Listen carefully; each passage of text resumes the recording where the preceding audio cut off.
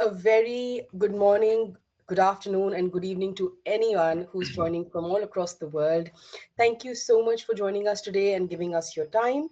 And yeah, welcome to the webinar. Before we start, I just want to give a few instructions. Uh, you can change the audio option to computer or your phone by clicking on the settings. All the attendee microphones are going to be muted. So if you have any questions, I request you to please put your questions in the questions tab.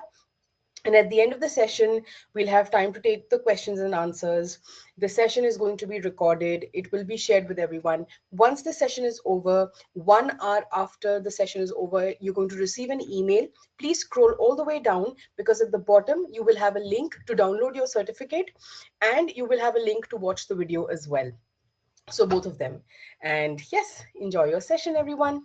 I'm just going to introduce the speaker. We'll have Nick come in, give his presentation, and then at the end we'll have time about 10 to 15 minutes for the question and answer session. Right. Nick is the Senior Commissioning Editor for Emerald Publishing. He is an experienced publishing professional with over 30 years in academic and professional publishing. As a Senior Commissioning Editor at Emerald, Nick oversees book publishing across business, finance, economics, and related subject areas, supporting authors and shaping high-impact scholarly content.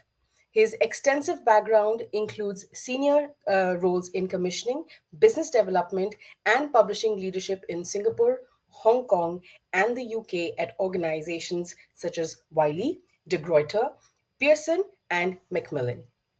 Nick, thank you for joining us today. The stage is yours, please. Okay. Thank you very much, Disha. Thank you for the introduction, and good morning, everyone from Oxford, where I'm based. It's a pleasure to be here with you, and I'm very grateful for the opportunity to speak with such a distinguished group of scholars from across Asia. Thank you for joining us. I thought I'd start today with our Emerald mission statement. So if you could pop up the mission statement, that would be great. Thank you, Disha. Who doesn't love a good mission statement to start a presentation? In essence, at Emerald, our core mission is simple but ambitious. It's to publish research that addresses the most pressing issues of our time and to ensure that this reaches far beyond the purely academic. Today, I'll walk you through what Emerald, and indeed what most publishers will look for in a book proposal, discuss how we support our authors, and how your work can best engage global audiences, including policymakers, practitioners, and students. Whether you're working on an authored monograph, an edited volume, or a practice-focused book, our goal is to help your ideas travel as far as possible. I look forward to finding out more about your own research interests, answering your questions, and hopefully planting the seeds for future collaborations. Thank you again for joining us today. So let's begin. Have the next slide, please, Disha. So at Emerald, we publish journals, books, and case studies. On the journals side, our journals program, like the books program, is built around one clear purpose. That's helping researchers create real-world impact. Emerald has a long-standing commitment to disciplines that shape society, including management, education, public policy, health and social care, engineering, and the social sciences.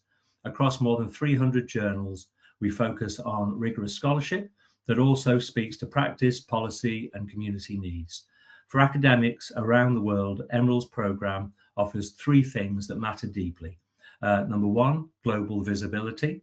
Number two, a supportive publishing experience. And number three, a strong commitment to research that addresses local and regional challenges. Our editorial teams and reviewers work to provide constructive feedback, transparent decision-making, and pathways for early career researchers to grow. Most of our journals, but nearly all our journals, are indexed in Scopus, Web of Science, and ABDC, ensuring that your work reaches the audiences that count. At its core, Emerald's vision is to champion research that makes a difference, and to partner with scholars like yourself to advance knowledge that improves lives, organizations, and societies. Now on the books, focusing on the books, Emerald moved from being a journals-only publisher to a journals and books publisher in 2007, when we acquired a portfolio of business, management, and finance series from Elsevier. Further acquisitions since then have expanded Emerald's global presence, including most recently Now Publishers in 2025, last year. Now are a US-based company known for high-impact monographs, journals, and the Foundations and Trends series in business, economics, computer science, and engineering. Then in 2024, we acquired Information Age Publishing. This is another US-based academic publisher, which combined with the Now acquisition significantly expanded Emerald's North American footprint. In 2023, we had an acquisition that was a little closer to home, ICE Publishing portfolio. ICE, nothing to do with Donald Trump, you'll be pleased to hear. This was actually the Institute of Civil Engineers, far more civilized. And they are adding a substantial catalog of engineering infrastructure related books and journals to the list as well. We also publish case studies. Emerald has a growing collection of over 3,000 international case studies with accompanying teaching notes that address real world challenges across the full spectrum of business disciplines. The case studies collection is globally recognized with significant usage from outside Emerald's core markets of Europe and North America. At Emerald, we do commit to promoting diverse voices and sustainable practices, and this is reflected in the content of our case studies collection. And underpinning the books, the journals, and the case studies, we also produce podcasts, blogs, and videos to support the various lists. Okay, I can have the next slide, thanks. So a key part of Emerald's publishing strategy is the adoption of the United Nations Sustainable Development Goals. This strategy builds on our ongoing commitment to promoting real-world contact, real-world impact, from the research we publish to the series we offer. As a founding signatory of the UN SDG Publishers Compact, we are already focused on supporting the publication of research and ideas that are aligned to the UN Sustainable Development Goals. Of the 17 goals, which you see listed here on the slide, we've selected 5 as our key missions.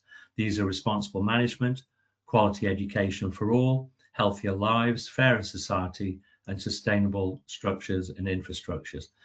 And all of the books that we publish on our lists have to align with one of these missions. Next slide, thank you.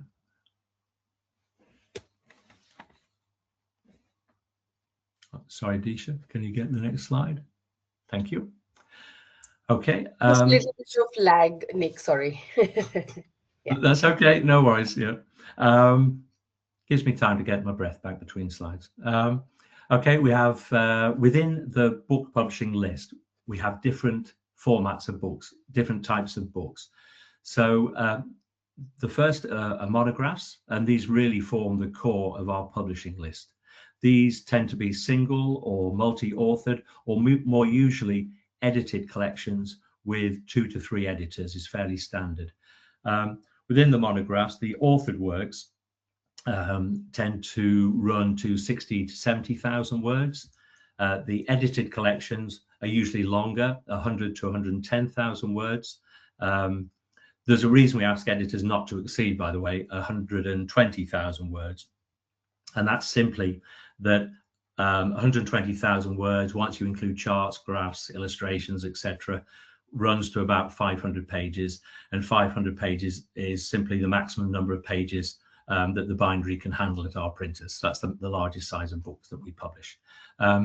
Monographs may be published as part of a series, and we have an extensive list of series you can find on our website, or they can be published as a standalone title. The next type of book we publish are handbooks. We're very keen on handbooks. These are comprehensive and authoritative reference works that bring together leading experts to comprehensively map out a topic. They're usually international in scope, provide structured sections, cover key emerging issues, have long-term relevance, and are priced at the top end of Emerald's list. So they tend to be £100 to £150. So sort of more expensive reference works, if you like. And at the other end of the spectrum to the handbooks, we have the Emerald Points series, and this is our short form series of books. In recent years, there's been a market for short form titles. These are books typically of between 20,000 to 50,000 words, which we usually publish within 12 weeks of acceptance of the final manuscript. And for those of you who have been experienced in publishing, you'll know that 12 weeks is, by industry standards, is a pretty fast turnaround. That's pretty decent time. This short form makes them ideally suited to subjects such as AI and tech, where the information might date very quickly. They're also ideal for younger students who tend to prefer short, pithy text on a specific niche subject. So we have noticed, young generation prefer the Emerald Points series. The fourth category that we publish in are professional business titles. This is a personal favorite of mine, since most of my career was spent, or a lot of my career was spent, in professional publishing. Our definition of a professional title is one whose main market is practitioners who are looking to enhance their business skills. This could also include what we call pracademic titles. These are research-based books which cross over from the academic into the professional practice market. Each year we commission a smaller number of these, really, maybe 10 or 12 professional titles, and as a result we tend to pick those that have international appeal, usually an international author team, have a strong platform to promote the book, and something that will help raise our brand profile in the business and finance sector. So you can see from the books on the right here, Open Innovation Works is a book that we published literally a few weeks ago, actually, and winning through platforms. On the top there is a book that we published in a partnership with the American Marketing Association, and that with the chap Ted Moser. That was ended up on the Amazon bestseller list, which we were very excited about. And so that's the professional business titles. And then scholarly highlights.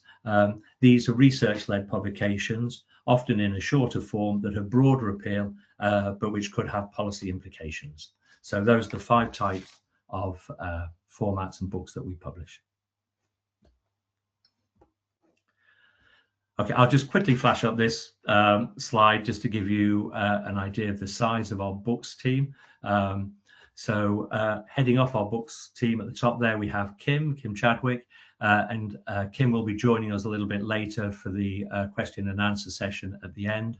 And then I suddenly realized when I was preparing the slides that no one can read these because the wording is far too small. So if we can flip on to the next slide, I'll talk you through and do a very brief introduction to the different subject areas and the editors.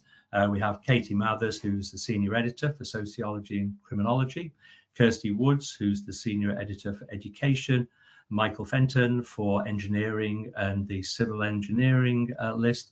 And then below that, Adam Ross. And Adam joined us recently, did a new list for us, which is politics, policy, and public administration. So if you have colleagues who are interested in publishing in that area, they can contact Adam, because that's a list that we're keen to build out in the coming years. There's myself as the senior editor for the business and finance economics list, and myself and Fiona Allison, we split the list between us by topic. So you can see the breakout there by subject area. So if you were to, you don't have to sort this out. If you have a business proposal, you can just send it to me, and I'll allocate it, whether it's one that I keep or Fiona. We can sort that out. And then there's Vicky Hartle-Vida, who works with Michael on the engineering list, but who also started a new list recently in the public health area. So again, anything in the public health sector, you can send over to Vicky. And then there's Grace Harley, who works closely with Kirsty, building out the education list, which is a large and important list for us. Okay.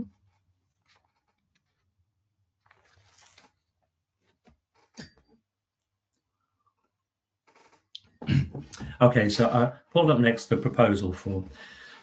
So this is really where we get to the crux of the presentation, and where I hope I'll be able to offer you some useful insights into what we as publishers look for in a proposal, how you can make your proposal more attractive to a publisher, and also highlight a few of the common pitfalls that you should try and avoid.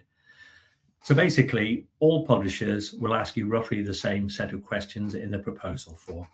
So they're going to ask you about yourself, the book, a topic description, whether or not it's disciplinary and its impact factor, your unique sales points, a table of contents, market and competition, word count, and your networks, because we want to know how you can help us sell your book, how we can work together to sell your book. So what I'll do from here is I'll break it down into various sections, and I'll take you through each section of the form and give you a bit of a guide to each one. Before, though, I should mention, before you submit a proposal to any publisher, you should think carefully about how you can make the book as attractive as possible to that particular publisher, and whether you're writing, in fact, to send it to the correct publisher, which sounds sort of ridiculous, but different publishers have different strengths in terms of subject areas and so on. For instance, ours is business and social sciences. Those are our key areas. You'd be surprised how many times people send us science technical proposals, which, you know, we don't publish. So just make sure you're sending your proposal to the right publisher to start off with. It's probably also worth mentioning that I mean, Emerald is a sort of North American owned company, European based, but we have global reach. You know, we have offices around the world. So if you pitch a proposal to us, try and include an international editorial team with contributors, cases and examples from all around the world, because this gives each of our sales teams around the world a little bit of a hook. When they go into libraries to sell your books, they want to have something local that they can name. So always try and make your books as international as possible. Also, I mean, this is a minor factor, but Emerald is not a non-profit company. Most university presses are non-profits, so revenue is important for us as a private company to continue to grow. So maybe think a little bit about, does your proposal have a commercial angle that could be exploited? Perhaps you're an active member of an association, or you're on the board of a conference group, a member of a speakers bureau, a regular on a podcast or TV show. If so, let us know, because we can work with you to boost sales through these avenues. And one particularly effective method we have for boosting sales is for our sales department to issue discount codes, for instance. So we can offer 30% discount as a book promotion. I'll get into this a little bit later, but again, it's quite useful to know your background and how we can work with you to make your book a success. Okay, so if we get into the first section of the proposal form. So section 1 is nearly always about the author, about yourself, the author, or the editor. I mean, this is hugely important, and it's the start of your publishing journey, really. It's worth remembering a couple of important things before you complete the proposal form. The first is that the form serves two purposes. The first is that it's the cleanest way to present your proposal and position it in the market for ourselves, and also this allows us to make a decision on whether or not to take it forward. And the second issue is, should we sign a contract, all the information that you put into this proposal that's the information that we convert into book cover blurbs, author blurbs, metadata for online sales, etc.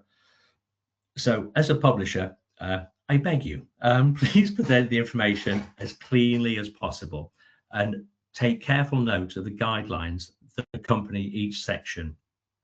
As publishers, we get literally hundreds and hundreds of proposals every year. And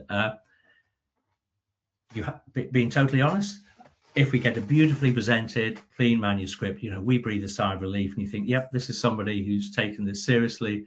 It's well presented, they've thought it through, everything is clean, easy to assess the proposal.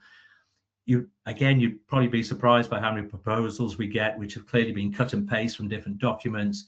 They're all different typefaces, different type sizes, a bit of a horrible jumble, and it doesn't present the proposal well. It doesn't reflect terribly well on the editors when they present this. And we try to look through that just to the content, but reviewers can be quite harsh about even the presentation of proposals. So take care to present. I mean, it's a simple thing to do, tidy it up before you present it, but it's probably worth mentioning. So the first thing you're going to be asked is your name and academic affiliations.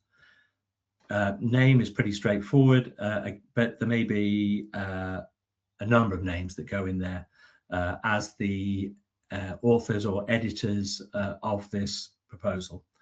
I'd strongly advise against having too many editors if you're working on a contributed book.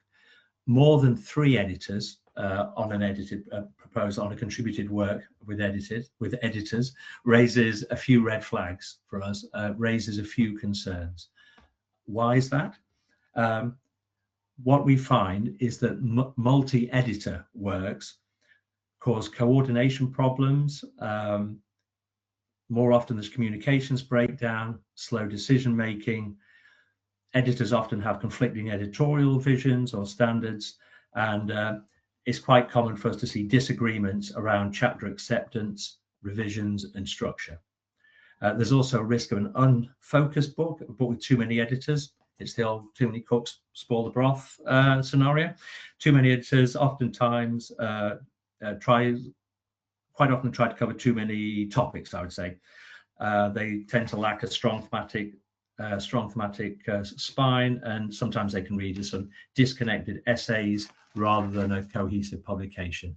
And also peer reviewers tend to be more critical of edited works with too many editors. What publishers prefer? 1 to 3 editors, clear unified vision and responsibilities, strong editorial leadership, demonstrated ability to manage contributors, and a coherent proposal with a clear structure. I'd also beware of including editors whose subject specialty is not directly related to the subject of the book. Again, I mean, we understand that sometimes there's peer pressure from senior academics, who are maybe in adjacent subjects who want to be involved, but I would strongly resist their advances. So try and just stay focused with subject experts, in your area, and that will serve you well. This sounds silly, it's asking for institutional email address. It's probably just worth saying a lot of editors put personal email addresses. Again, if you use a personal email address, it might raise a few concerns with some publishers. If you put your institutional email address, it immediately confirms your academic affiliation and credibility. It ensures the stability and longevity of contact. Books tend to have long life cycles, and publishers need reliable contact over many years. And also, quite simply, if you have an institutional email address, it reduces the risk of fake reviewer scams, which sadly are on the increase. We ask you here about a personal website. This is because some authors have their own established website where they promote themselves, their publications, and maybe consulting or speaking services. These sites can also be useful to post articles relevant to the book, which keep it current, or which keep you as an author or editor relevant in your subject area. Some other authors post supporting material on their sites, such as lecturers' notes, slides, or worksheets, which may help the books get adopted on courses. So again, that's something you might want to think about. Then we've got, please attach an up-to-date CV if possible. Always, again, a big plea on behalf of the publishers, attach your full CV as a separate file. Don't put it in the form itself. All we need to see here within the form itself is a 1-paragraph summary of your career highlights. So think of it how you would like your author blurb to appear on the cover of your book. That's basically what we're looking for there. So you can put the summary there, and then the full CV, post that separately, because again, if you put a full CV on a proposal form, sometimes they go on for pages and it messes up the whole form, and we're digging around trying to find book information. And particularly if you have 3 or 4 lengthy CVs, it can get a bit chaotic. So again, just try and always bearing in mind to keep the proposal clean. Anything large files for personal CVs, put them separately. Okay, if we go to section 2, please. This is about your book. So the first question on this is your book edited or authored? You'll be surprised by how many people put yes to this answer. The answer is not yes, by the way. So maybe just to clarify, by edited, we mean a contributed work with an editor or team of editors putting it all together. So as an editor of a project, you'll be selecting the chapters, working with the chapter authors to review the chapters, knock them into shape, make sure the formatting and editing is consistent, and coordinating with the publishers to deliver the final manuscript. Authored is when you're simply writing the book yourself. So maybe yourself and a co-author, you write the entire book. And the reason it's important for us to know whether they're edited or authored, well, for obvious reasons, you want to know what you're publishing, but also each book has a different type of contract, slightly different contract. So it's important that we know this when we come to issuing contracts. The title or subtitle of your book, I mean, it seems fairly obvious, but again, think really carefully about your title. It should immediately tell the reader what the book is about and why it matters. In some ways, it's quite sad because years ago, you could come up with sort of witty, humorous titles, maybe not so much in academic publishing, but it just doesn't work anymore, because if you go searching for, you won't appear on search engines within Amazon or other online book platforms. So clear, specific titles help position the book within its field and communicate its unique angle or argument. Perhaps more importantly, it just also improves discoverability. So well-chosen keywords in titles and subtitles can boost your searchability in library catalogs, on Google Scholar, on retail platforms, and within academic databases. If you want to test your title, and this is a pretty good idea actually, you can run it through an AI platform like ChatGPT, Copilot, and often you'll get some excellent suggestions on alternatives. So literally, you can ask you can ask your AI platform, is this a good title? Could it be improved? And you can even ask it to list strengths and weaknesses and alternatives.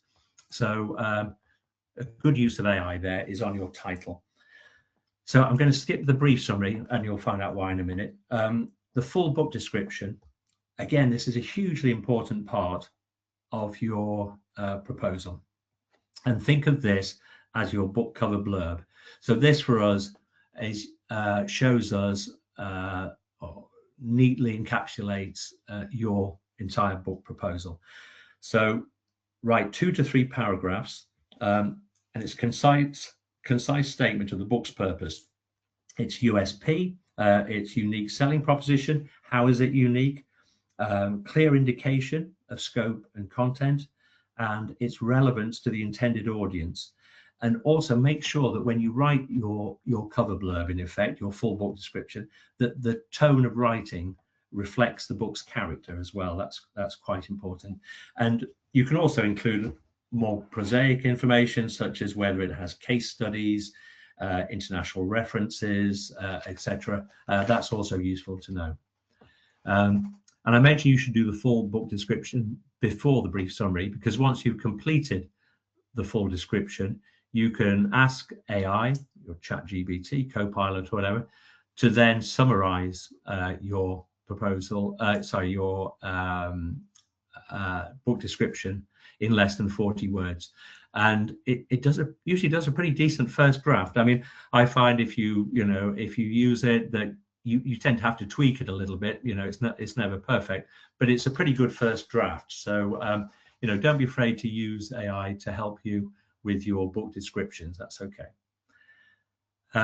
We also ask for the research basis of your book and the methodology. These sections are especially important for reviewers, and they offer evidence that the book is grounded in solid research and scholarship. Key questions asked by the publisher here are going to be, is it based on the author's own empirical research?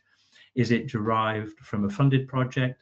Does it synthesize and establish literature, etc.? In other words, what knowledge and evidence is your book built on? Methodology is similar, but assesses how the author generated their findings. For empirical works, is it qualitative? Is it quantitative? Does it use mixed methods? What's the sample size? Are there interviews involved, experiments, surveys? Do you include case studies in there? All this stuff is essential, and reviewers love this. The more detail you can put in there, the more positive feedback you'll get. We also ask for keywords and USPs. This is pretty straightforward. Keywords are used on online platforms for search engine optimization to ensure your book can be found. And USPs, it's obviously what differentiates your book from others in the market. You know, why would we publish a book that's just the same as all the others out there? So give us something that differentiates your book. The table of contents. Yeah, so surprisingly, some authors actually skip over this section. Considering the contents of the book is sort of the whole point of the proposal. This is somewhat surprising, I have to say. What we ask for here, you'll see some notes attached, is that for edited works, so where there are contributors, so it says proposal for edited works must include a full list of tentative chapters and contributors, including author affiliations. We will not consider proposals without this detail. And this is really important because we want you as an editor of a book to have thought carefully. You have a vision for this book. You should know the structure of the book, how you want it to look, the coverage of it, etc., and who you want to be involved. So when we see projects that are just a sort of list of bullet points rather than a narrative for each chapter and plus potential contributors, it looks more like a shopping list than a contents list. You know, it's like, well, I'll throw out a call for chapters and we'll see what comes in. I mean, that's not really a structured book, and that's not what we're looking for. So try and avoid that, because that's publishers don't like that very much. Okay, so moving on to the next slide, we have slide 3. So this is market and competition. So this section helps us to position your book within the market and promote it accordingly. For the primary audience, please don't put everyone. As soon as we see that, we get some concerned. You know, you don't try and be all things to all people. You end up being, you know, nothing to anybody. It's far better to, you know, try and appeal to a niche subject, a niche audience, either by subject or geography, or by having a unique angle. So, you know, think about who your reader is carefully at the end of the day, and that's your primary audience. And then we put here the secondary audience. So if you feel there are other audiences, you know, you're welcome to put them there. Academic courses, we ask about that as well, because this is another key question. If your book has potential for adoption on a course, either as a main text or even as supplementary reading, that will greatly add to its attraction to a publisher. You can name specific courses, universities.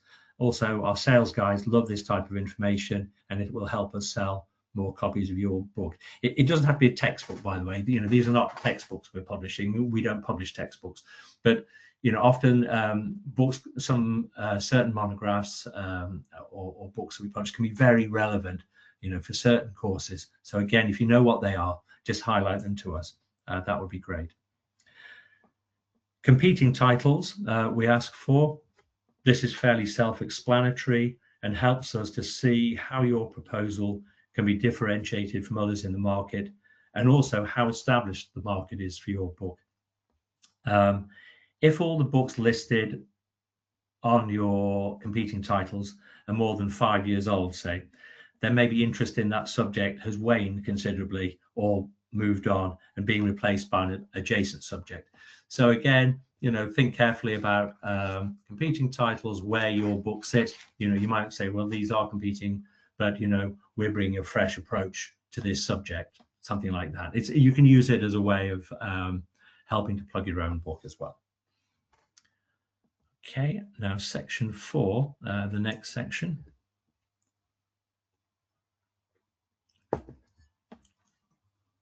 Okay, excuse me. So this will cover your manuscript information. So we start off asking for an estimated draft delivery date. As it mentions here in the notes, most of our books publish on a 6-month production schedule, and bear this in mind if you're aiming for a particular time frame.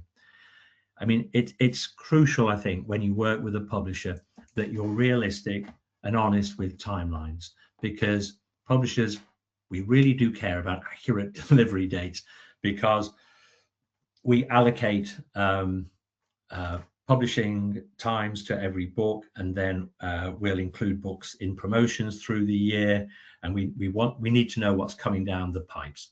So we need to know what we have and when it's coming through. And so if you are late delivering your book, it's worth saying that sometimes if you're a month late, because you may not, the publication date of your book may not just be moved back by a month, it may be longer than that. So public delivery dates are crucial. Always choose a delivery date you're confident you can meet. And if your book depends on ongoing research, always build in some buffer time for that. The next question we ask for is the estimated word count. Just provide a sensible and appropriate word count. A standard monograph, as I mentioned, is 70 to 90,000 words. An edited collection is usually 90 to 110,000 words, and the short form books 20 to 40,000 words. Also, consider tables and figures early and clarify if any require permission. If we sign your books, a contract, we do supply forms once a book is commissioned to help you get permission for third-party illustrations, charts, etc. But build in enough time to get permission sorted prior to delivery of manuscript. We also ask for a sample content. Always, I would say, include a sample chapter if you can. I mean, this is a fantastic opportunity to demonstrate your voice, your clarity, your argumentation, and your writing quality. And we like to see that. I mean, it gives us confidence, because if you're submitting a sample chapter, we can immediately see the level you're writing at, the audience you're pitching for, and it just makes our decision much easier. So a sample chapter is terrific if you've got one ready. Always submit that with a proposal form. There's a mention here of open access. I mean, we could do a whole other presentation on open access. But if you may need an open access license because of funder requirements, just make sure that you inform the publisher early and check what the funding bodies require from you. And keep in mind, you can't switch to open access after you've delivered a manuscript. So we always have to get that in place, open access forms, etc., signed in advance of your manuscript. As an additional note to open access does not have to cover the cost of an entire book. We can publish open access chapters within a regular published title. So if you maybe don't have the funding for a full open access title, you might want to consider just doing one or maybe even a couple of chapters within a book. That's quite a nice feature. These days, we always ask, has AI been involved in the development of this proposal? Always be transparent about any AI involvement. Nearly all publishers these days use software to check the manuscripts for AI involvement, so we will know if you've used it. I mean, it's okay to use AI, but you just have to explain how it was used, show that it's being used responsibly. For example, for summarizing and organizing your text, not for generating text wholesale. If you look on the Emerald website, we have guidelines for acceptable AI use, but basically anything for which you're claiming copyright as an author cannot be generated by AI, obviously. However, you can use AI tools to improve spelling and grammar. As long as it uses author-created material, you're okay. And excuse me. And we don't accept any AI-generated illustrations either. So that's worth knowing. So we do ask about previously published material. Be clear about previously published material. Again, we have software that checks on sources and originality. If you're using material from articles, chapters, or reports, then explain exactly what is being reused, provide justification for it, and confirm that permission has been obtained. That would be helpful. We ask for reviewer suggestions. Definitely don't put family members or your buddies in there. This is a chance for you to receive really useful feedback. And we use, great quality reviewers. So, take advantage of the opportunity to get this feedback. It's also maybe worth mentioning that if you're publishing a pracademic or professional book, you can be quite strategic about your choice of reviewer. You can select someone with a large online following or with an excellent international reputation. And if they agree to review it, they'll boost your credibility and maybe offer opportunities for promotion through their network later on. So it's worth thinking about that. So in summary, overall manuscript information is about organization, feasibility, transparency, and an awareness of academic and production realities. Okay. So next we'll move on to section 5, where we ask for information for our marketing and sales department, basically. It's worth saying that you start building your readership for your book long before publication. You can start planting seeds in the 6 months prior to publication. So once you've submitted your manuscript, you've got a 6-month period then until publication, and you can use that time to just nicely build some interest around your book. You can share work in progress at conferences. Shamelessly name drop your forthcoming book wherever possible at conferences. You can leverage professional networks such as academic societies, practitioner and professional bodies, policy groups, alumni networks, editorial boards. These are all great places which you can use to promote your book. Basically, you can treat media engagement as well, because some of you will engage with media, as part of scholarly impact. If you occasionally write op-eds or appear in podcasts, comment for the media or maintain a blog and newsletters, publishers will see you as an attractive prospect, and that's a side that's worth developing. Social media is key these days. If you're not that keen on working with social media, and some people aren't, then just as a minimum, you should maintain an up-to-date LinkedIn profile, engage in relevant conversations on X and Twitter, use ResearchGate, Google Scholar, or Awkward platforms, and even small but targeted engagement can help. And think about communities beyond academia. If the book has policy, industry, NGO, or public-facing relevance, identify these sectors to your publisher, and we can work with them for cross-sector reach. There's also a question about bulk or special sales opportunities. When you're developing your manuscript, think of opportunities to include case studies, research from major companies. By showcasing them in a positive light, you can open up the opportunity for them to buy back copies, which is nice because we get the revenue, you get the royalties from the sales, so we all benefit. Publishers will always be happy to offer a sliding scale of discounts for bulk buybacks. If the number is significant, 500 copies and above, we could even consider a special edition, perhaps with a message or intro from a CEO. This is another way to encourage buybacks. Invite the CEO of a top consultancy to write a foreword or introduction to your book. Never underestimate the vanity of the CEO. Most will be flattered to be asked, and they may well agree to your offer. So think about that. So I just realized how are we doing for time? Okay. Next slide, please.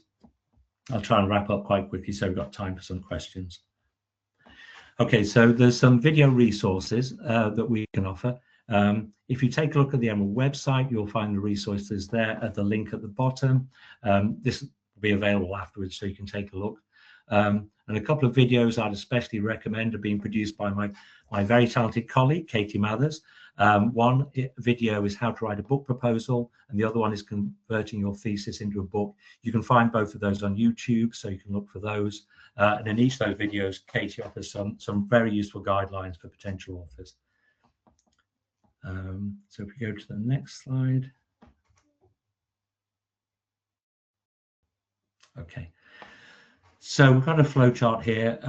So I'll be quite brief with this one because we're running out of time, but we've already covered sort of 1 to 4 on this.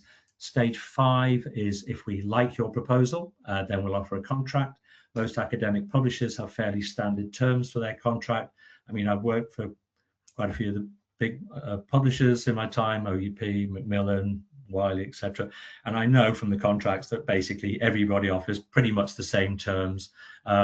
So with us, it's about 6% on net receipts. Net receipts is the price of your book after we've given discount to the trade. And we also offer 2 free copies for print edition and access to an ebook for each of the editors, authors. In some institute, oh, sorry, okay, I'll skip this bit because we're running out of time. For academic titles, there's one clause. Since I know we have a lot of you are in Asia at the moment, one clause you may want to negotiate with your publisher is the foreign language and territory rights. I mean, Emerald will attend the major international book fairs such as London and Frankfurt and attempt to sell various language rights. You know, we'll sell Chinese, simplified and traditional, Japanese, Korean, Bahasa, etc. We always try to sell those rights. However, if you already have a good relationship with a publisher in your own country and in your own language, you can ask for those language rights to be withheld, and we can grant that, and you can do a separate deal with a local publisher. Or as an alternative, you can say, okay, if Emerald doesn't sell the rights, those rights within 2 years, then those rights revert to you. I mean, those are sort of things you can negotiate anyway. Moving on, then we've got writing your book. Once the contract is signed, you'll be allocated a content development editor. My CDE is Umaya Marsden, who does a wonderful job. She'll guide authors through the writing process and answer your questions along the way. Then we have manuscript submissions. Your editor will give you guidelines on how we want the manuscript to be submitted. Rather than explain here, you can look on the Emerald website, and there you'll find guidance on editing multi-authored volumes, using the Harvard referencing system, proofreading your manuscript, publishing tips for non-natives, for non-native speakers, and writing for a practitioner audience. So there's quite a bit of useful information there. And then the book will go into production. 6 months later, you'll be given a beautiful book in print and ebook format, and then we can move into the marketing and sales and marketing side of your book. Now, I do have a little bit on marketing. Maybe we'll do a quick summary on that. I'll whiz through the marketing quite quickly, if you like, and then we can take some questions.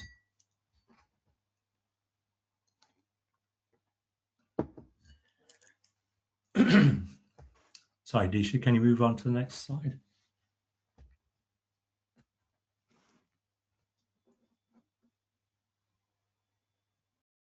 Okay, thanks. So for marketing, we've got Emerald Bookstore. We have an Emerald online bookstore, which is a tremendous asset. It allows us to drive sales to the site using various promotions. By working with our authors on promotional activities, we drive potential buyers to the site, and it's also easy here to offer discounts through discount codes. So that's a nice advantage that we can offer. We do email marketing for our authors. Our marketing department runs a series of email campaigns throughout the year using our database of academics, authors, and students, editors and reviewers. Promotions include newsletters, cluster campaigns, seasonal discounts, faculty and librarian promotions, etc. And okay, all these activities ensure high rates of engagement with our audience. So if we can move to the next slide, thanks.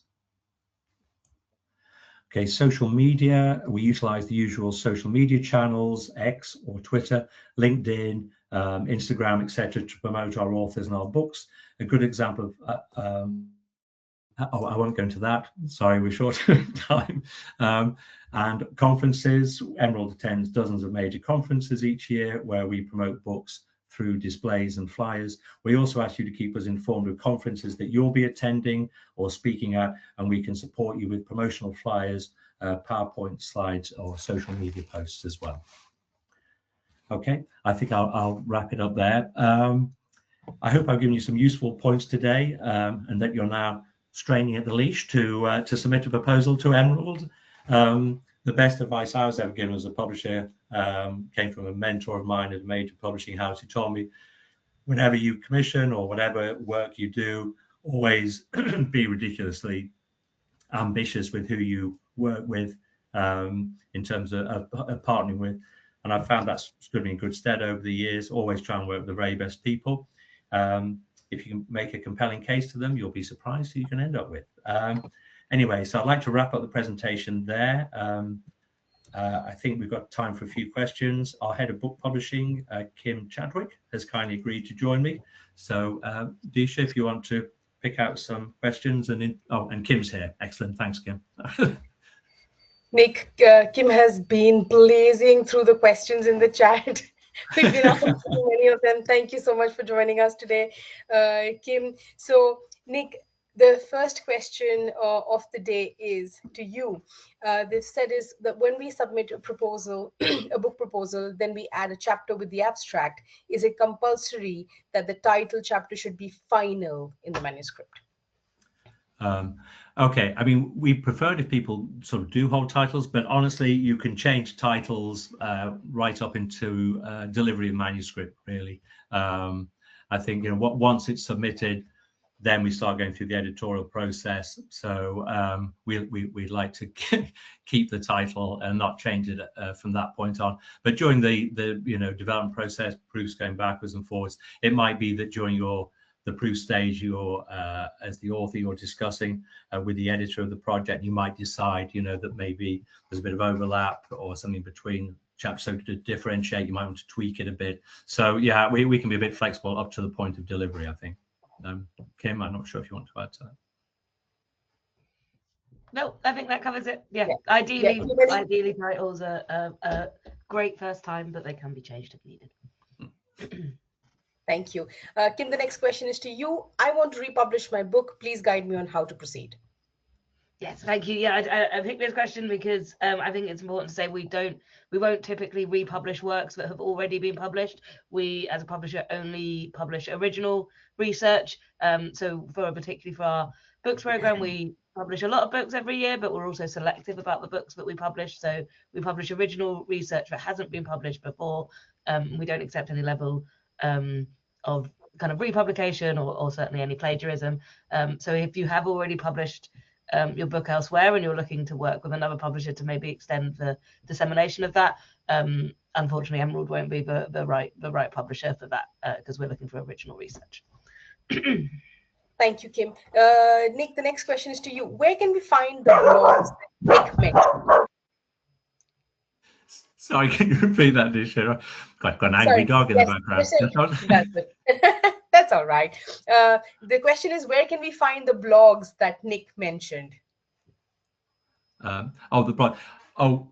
They're occasionally within the website, Kim. Am I right in that, actually? It's or are we getting authors to write to third-party blogs these days?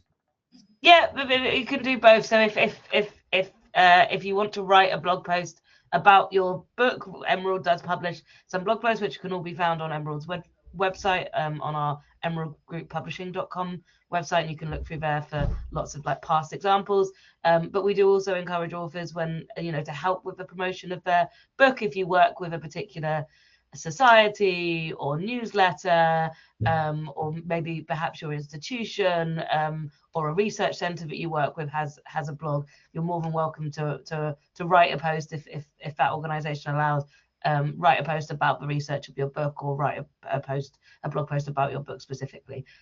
So yeah, you can find good examples on our website, but you're welcome to do so. Like, Emerald is very happy to encourage you to write blog posts about your book in any appropriate location. And we'll share these links in the follow-up emails, not 1 hour after, but maybe a few weeks after the session is over. We'll share all of this information in an email as well. The next question is to you, Kim. What is the difference between monographs and handbooks? Yes, good question. So a monograph will typically be on one kind of set, more kind of refined topic. So for example, it might be something like, I'm going to try and remember the title of one of your books, Nick, but it might be something like marketing perspectives in Southeast Asia, for example, could be a monograph. So it would be kind of a distinct topic. A handbook is a kind of field defining and field sweeping book. They are much longer. They are always edited collections with contributors, ideally from an international base of contributors. And really what the purpose of a handbook is to give a kind of defining overview of that topic, and that book can be the kind of authoritative publication on that topic. So we publish a number of handbooks.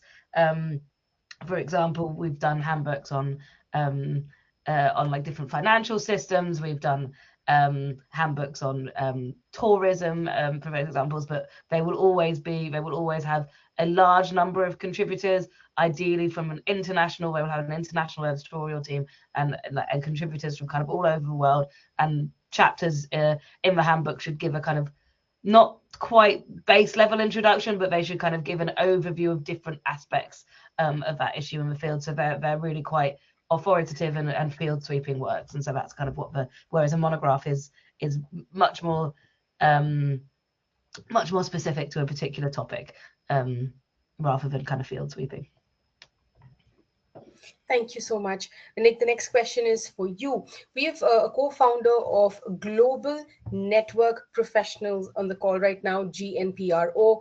His question is that, can academic networks or professional communities such as GNPRO effectively collaborate with Emerald to develop multi-authored edited books that brings together international experts across disciplines?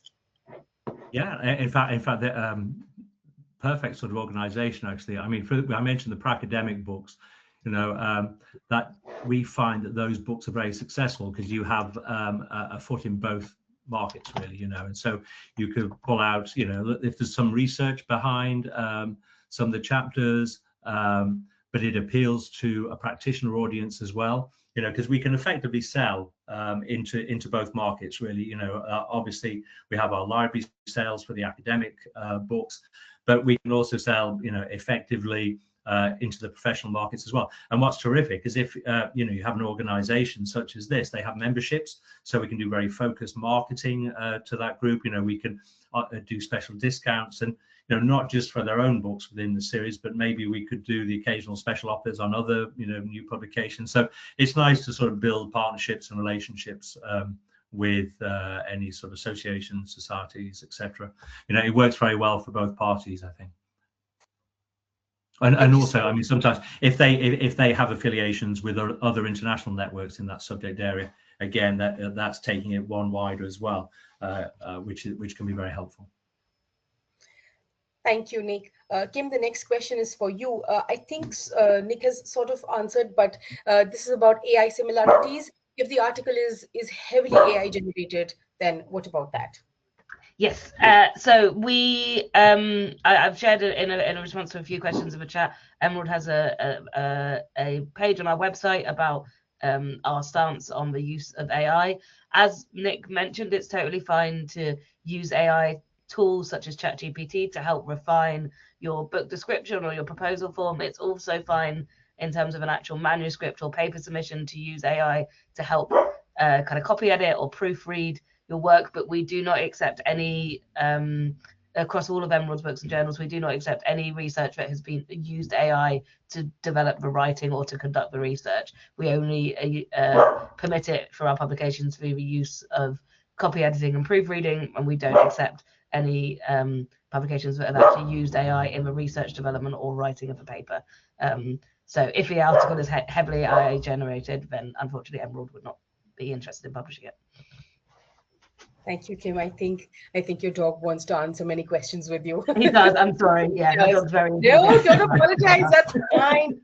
That's fine. All right.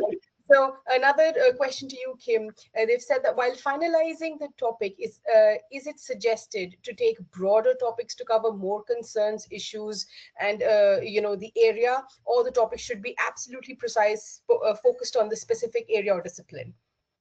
Yeah, it's a really good question. I think in general, what we're looking for, and Nick, please jump in if there's something from particularly from your list. But I would say in general, what we're looking for in our books program is we do want well-defined topics that we also know will have a good audience. So particularly if you are the intention of your book is to help solve a research problem or to help present new research in a emerging field that there is a lack of research of it, or can help solve a real world problem. That's really the sort of work that we are looking to publish. So in general, a better like a well-defined, more specific topic is preferred. We don't typically want to see, particularly for edited works which have contributors from many things, we don't typically want to see, apart from if it's for a handbook, as mentioned earlier, where it's got a specific function, we don't typically want to see proposals which are really, really broad and cover multiple things, because that typically means that they're only going to touch on each of those things lightly. So an example to that would be, say a proposal that looks at like AI and technology and marketing in tourism, for example. That would be covering really, really broad, those are really, really broad issues, and that can't be well covered in a book length publication. It probably takes many, many books to cover all of those things well. So ideally we want things to be more well defined, more thoroughly thought through in terms of what the research audience is for it and what need the publication would be fulfilling, and therefore having a kind of more a more specific and defined topic in mind is normally best. Also, if I can just add to that a little bit. Yeah, I mean, Kim's absolutely right. And you said exactly what I was going to say, actually, is that sometimes I think people think they have to get as many hot topics into one heading, into one book that counts as AI, sustainability and ethics in, tourism and hospitality or something, but it really does not work. The other thing, just to add to that, is that if you are presenting something that is a little bit broader, sometimes we see a disparity between something that looks very international, but then you look at the contributor list and everybody's just from one country, and you sort of think, nah, this isn't, it's if it's that particular subject area, but it's in Southeast Asia or in China or something, you can say, in fact, we because we can see that anyway, but that's, there's nothing wrong with that proposal. In fact, it's better because, we know that it's dealing with subject in that particular niche, so we can market it and promote it accordingly. Don't think that wider, more coverage is better, because as Kim says, it isn't. It's better to be focused and to pick your niche, really. You'll get a much better proposal that way. I'm going to ask a question here to everyone. Kim and Nick, do you have another 5-10 minutes maybe to take a few more questions? And if the audience can give me a few thumbs up, otherwise we can close the session. I know we've already crossed 3 minutes up. Thank you so much, everyone. Okay, Kim, the next question is for you. They're saying that, can you tell us a bit more about policy briefs, indexing agencies, and whom to approach for interdisciplinary book proposals, for instance, AI and ethics and carbon governance? Yes. Okay. Yes. 3 questions in one. So I'll start with the first question, which is great. Get them all out of the way. So I'll start with the first question, which is on policy briefs. Typically, Emerald don't publish policy briefs. It's just not something that we are set up to do as a publisher. However, it's absolutely acceptable that if you are writing or proposing a book that has policymakers as a kind of secondary or audience, then it's absolutely fine for you to, like with the blog post, for you to work with another organization or even just to write up a policy brief based on your research that the book also covers, and to publish it in another location. We just wouldn't be able to publish it. That Emerald wouldn't be able to publish it ourselves, or wouldn't be able to publish it alongside your book, but you could absolutely link to to the book in the policy brief, and that sort of thing, and share insights from the same research that will impact policy. The second part of the question was about indexes. So every book that Emerald publishes is indexed in Scopus.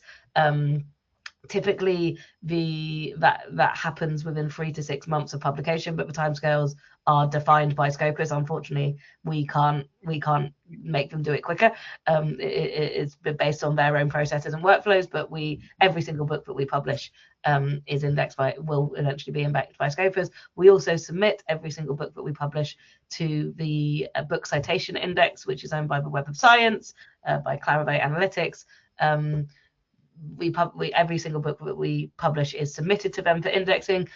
They all go through an individual review, so not absolutely everything is indexed, but we find that about 85% of the books that we publish do get indexed in the Book Citation Index. And we also do submit a number of books to kind of subject-specific indexes as well, such as REPEC for economic titles, and a few others for kind of like PubMed for some health titles, and etc. And the final question was about interdisciplinary book topics. I think the slides that will be shared with all recipients after the call will be best place for that, because it will have everyone's names and contact details on. But we always encourage interdisciplinary books. It's a large part of the sort of thing that we seek to publish, and certainly those areas that were listed in the question are probably areas that would be most appropriate to Nick's list.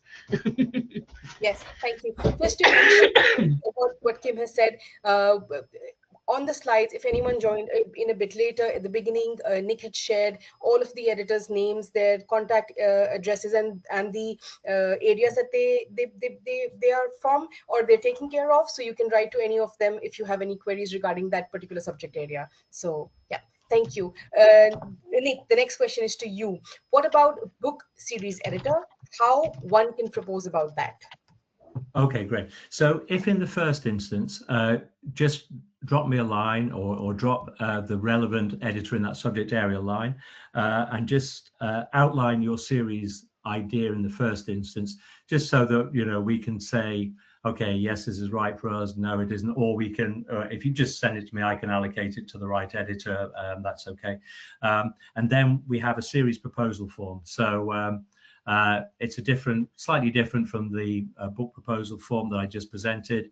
But again, if they could we ask them to complete the form, we send it back. Sometimes, you know, myself or the subject editor at Emerald might have a bit of back and forth to try and just, you know, finesse the proposal a little bit to make sure that it has the best possible chance, if we like it, of being approved. And then we'll send it for review. We'll go through the usual review process, give feedback. Again, I mean, it's worth remembering that because we prefer international series, you know, that we're going to pull in books from around the world, always try and bring in editors from, you know, the most prestigious, you know, organizations, universities that you can, if possible, and preferably from different parts of the world. Because, you know, if you get, I mean, ideally one from North America, Europe, Asia, Australia, you know, and you have that sort of mix of editors, then, you know, you're going to end up with nice content from around the world that we can sell anywhere in the world. But yeah, we're happy to work with series editors to build out some great new series, because I mean, it's important for us to bring in new series as well. Thank you so much, Nick. Maybe just last one or two questions. Kim, the next question is to you. It says that as it is expected that we must include the chapter summaries and proposed authors, while asking them to contribute, can we use Emerald title, logo, form, template? Is it okay, as copyright issues terrify me? And what if the proposal gets rejected?